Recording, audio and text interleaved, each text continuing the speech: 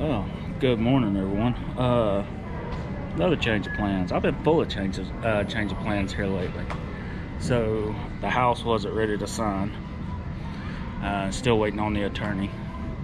So I made the decision to hop back on a plane, go to Cincinnati, go ahead and get my truck, catch a load down to back down here somewhere. Should be back next Monday or Tuesday. And then I'm going to take next week, well, the end of next week and next weekend off, since it's the 4th of July. But plus I've been out for 4.5 weeks, 5 weeks. So yeah, so we'll be getting on a plane here in a minute, and got a stop in Chicago, and then I should be touching down in Cincinnati around 2 o'clock. And then I talked Cummins into picking me up. We'll see if they do or not. I might have to take an Uber, but we'll holler at y'all later. So this day was a nightmare. Caught a flight from San Antonio to O'Hare, then was supposed to fly from O'Hare to Cincinnati. When I touched down in O'Hare, I got on another plane, taxied out to the tarmac with no AC on the plane, and sat there for 3 hours. They ended up taking us back to the gate and canceling the flight and rebooking me for the next day. So I started looking for another flight. Found a Delta. Booked it. Come to find out, when I was looking for the gate, I ended up booking it at Midway instead of O'Hare. So I booked another one from Delta, leaving O'Hare. But it went from O'Hare to Atlanta, then Atlanta to Cincinnati. So I didn't get to Cincinnati till about 1 o'clock Friday morning. So luckily, Delta refunded me for the flight I booked wrong, and American Airlines ended up refunding me for my whole flight. So I thought I was going to be screwed, because I'd spent a little over $800 on plane tickets, but luckily I got all of it back except for the Delta from O'Hare to Atlanta and Atlanta to Cincinnati, which run me like $240. So turned out okay, but yeah, it was a long day.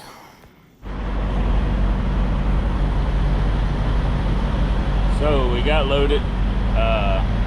We actually got loaded Friday. It's now Sunday. I didn't do a video yesterday or Friday. I didn't do one Friday because it was, I didn't get there till 3 o'clock. They closed at 4. So they were trying to rush to get this on the truck, get it strapped, and get me out of there. But yeah.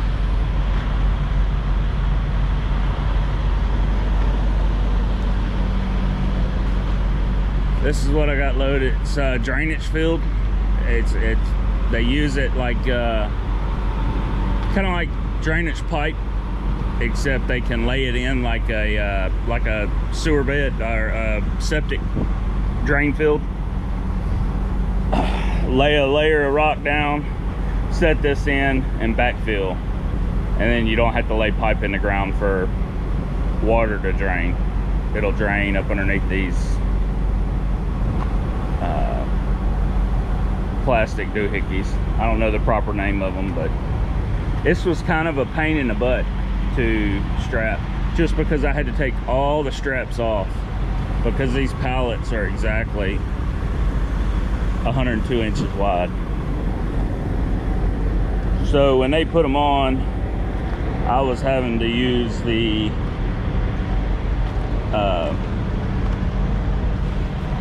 strap bar to maneuver the pallets back and forth, basically putting the bar in right here and wedging up against and moving them that way, getting the straps through and then bringing them back and then throwing them over. Because you had to feed them, like this one, you had to feed it through the other side to get it hooked, and then throw over and then feed it through to get to the winch. But it's a pretty decent load, decent paying load. They got me from Cincinnati back to Houston, so not too bad. I should I got like four and a half hours to drive, so kind of taking it easy today. Then I'll put on down to Houston, and I will probably camp out at the drop site, because they said it'll be a little tough getting unloaded in the morning if I'm not early, because they have some trucks coming in with steel. So I got to get there before them, so I will camp out there tonight to make sure I get unloaded first thing in the morning. Then I'll probably try to find something from Houston to San Antonio that can drop like Tuesday or something like that. But that's about it. So this is kind of screwed up. I am on the frontage road of 49 or 45, I'm sorry, just north of Houston. This is where I am supposed to be unloading. There's no way to get in there, so I'm gonna have to do the unload in the street.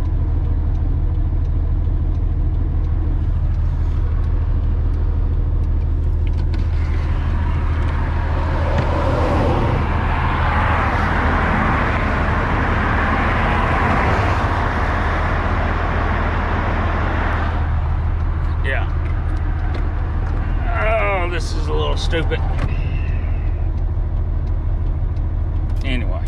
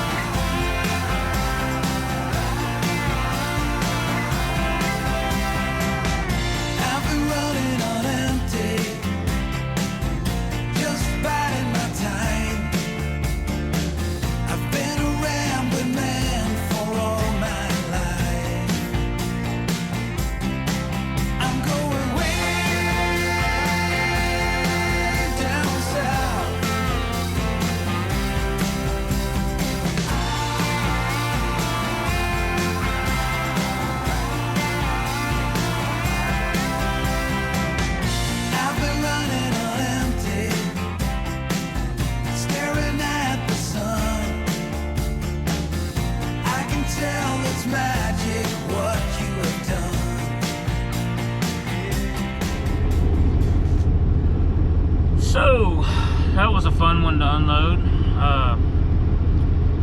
We got it done though, and I pulled down to some little janky truck stop just to see if I can find a load to get me back to San Antonio. So there's several loads going to San Antonio, but they're all high cube, 40 foot, either one 40 foot or two 20 foots. And they're all wanting to pay around $1.50 a mile. I think one was $1.70 a mile. And I'm just not going to entertain it. screw it. I got paid well enough coming from West Virginia to Houston, and I already factored in my deadhead home into that rate, and it was still a good rate. So I ain't even worried about it. If I put one of those on my truck, it's gonna knock me down to about probably 5.5 to 6 miles to the gallon. With the rate that diesel's at right now, or the price that diesel's at right now, I'm looking at about $120 to $130 in gas or diesel. Whereas if I'm going back empty, I can get about 7.5 to right at 8 miles to the gallon. So yeah, I mean, I could take one and it would pay for fuel with a little bit of profit on the backside, but yeah, I'm just not going to take the cheap rate. But that's just me. Other people will. They're always going to do it, especially a lot of the new guys coming in that you know, I don't know. I'm just not going to do it. So we're going to roll on home, and I'm going to take the week off and the weekend, and then after that I'll be back at it. I got some things I want to do to the truck, get done. Plus, after being on the road for close to a month and a half, a month and a week and a half, something like that, I need to be home to see the kids. They've been kind of bugging me a lot, you know, asking, when you coming home, when you coming home, so it's time to spend some time with them.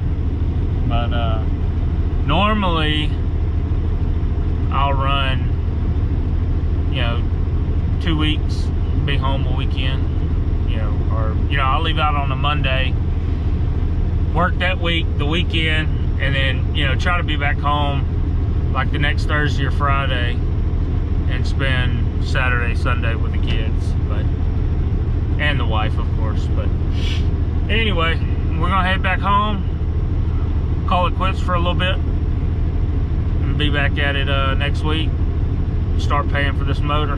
So we will holler at y'all later. What is up, everyone? I just want to say real quick, know your worth.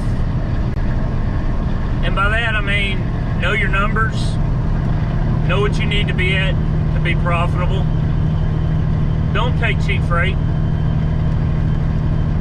Yeah, if we were to all stick together, the freight rates would come up. Well, I know the freight rates are good right now, don't get me wrong, but in my example right now, I'm in Houston. I was looking for a Houston to San Antonio, but the only thing on the boards right now are high cubes, containers, and they're all wanting to pay about $1.50 a mile, roughly. For me, I'm not even gonna. I'm not gonna do it. I know a lot of people will, but just my opinion, you know, it's not worth it. Not worth the headache. Not worth the gas mileage that it's going to take to carry that. But like I said, just know your numbers, know your worth. Whether you're hot shot with a flatbed, or, you know, gooseneck, a semi with flatbed, RGN, dry van, reefer, whatever you're doing, just say no to cheap freight.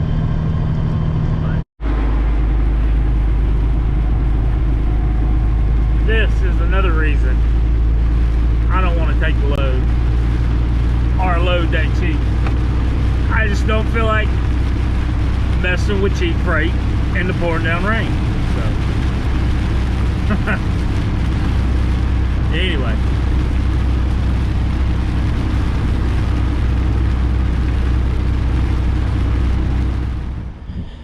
so when I said know your worth, if I would have taken one of the cheap loads, paying $1.50 a mile,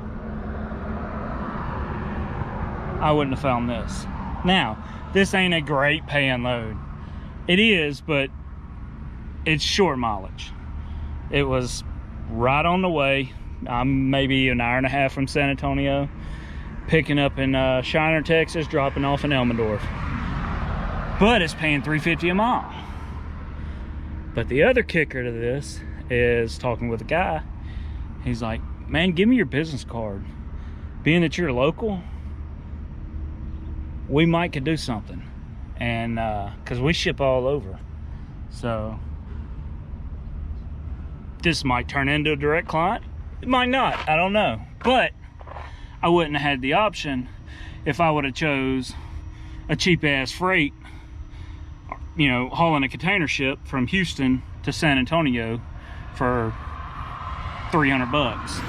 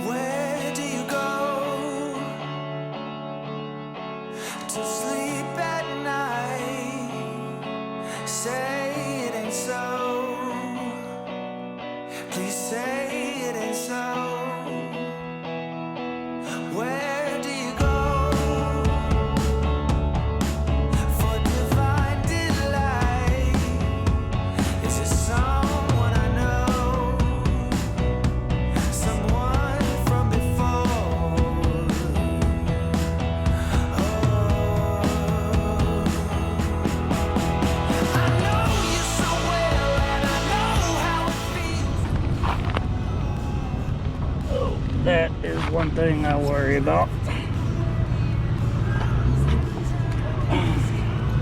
3 within a couple feet. Oh, 4.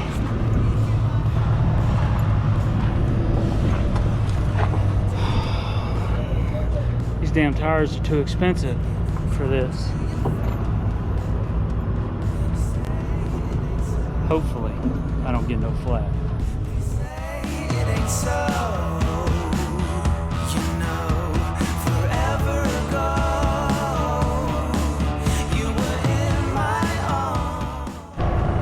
Seven within about, oh, I see 2 more, so that would be 9 within about 5 square feet maybe.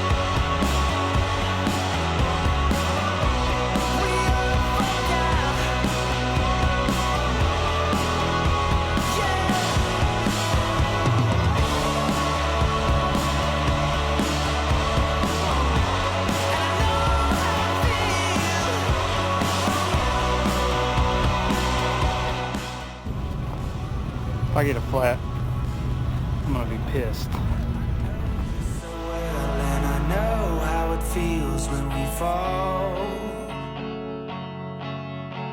You're drifting away and the wounds have turned into scars. It's tender, it's dark, and it's breaking my heart. I know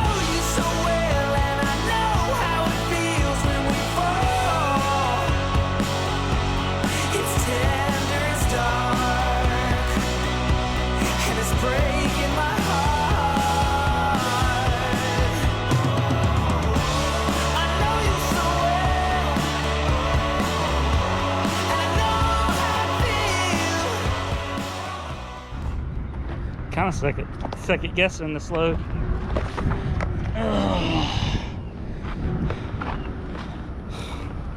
It's probably gonna end up costing me a tire.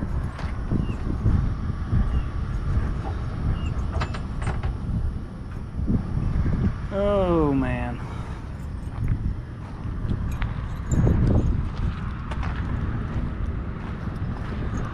All found like right up in here.